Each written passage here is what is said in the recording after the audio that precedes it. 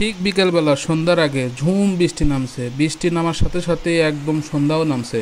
তো সন্ধ্যা নামলে আবহাওয়া খুব ঠান্ডা হয়েছে, এখন একদম খিচুড়ি খাওয়ার একটা উপযুক্ত সময় যাকে বলে। তাই আমরা কয়েকজন মিলে মনে করলাম যে খিচুড়ি খাওয়া হোক, এটা খিচুড়ি খাওয়ার জন্য একদম পারফেক্ট একটা ওয়েদার। তাই আমরা সবাই মিলে খিচুড়ি মোটামুটি সব কিছু তৈরি করে খিচুড়ি উঠাই দিলাম। একদম একদম খিচুড়ি হয়ে যাওয়ার পথেই দেখতেই পাচ্ছেন।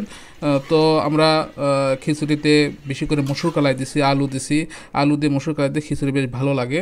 আর ডিমও ভাজছি, ডিম ভাজি, আলু এবং বেশি করে মসুর কলাই দিয়ে খিচুড়ি বেশ দারুণ লাগে। দেখেন খিচুড়ি একদম তৈরি হয়ে গেছে, এখন শুধু খাওয়ার পালা।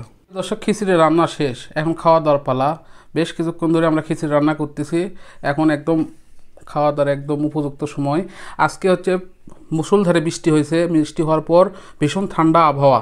এই আবহাওয়া একদম খিচুড়ি খাওয়ার জন্য উপযুক্ত, মানে একদম দারুণ কম্বিনেশন। বেশি করে মসুর কলাই দিয়ে, মনে করেন ডিম ভেজে, আলু দিয়ে এবং খাঁটি সরিষার তেল, একদম যাকে বলা হয় অস্থির কম্বিনেশন। তো আর বেশি কথা বলবো না, এখন আমরা খিচুড়ি খাবো, দিয়ে কেমন স্বাদ হয়েছে। অস্থির রান্না করতে আমার রুমমেট, অসাধারণ অসাধারণ।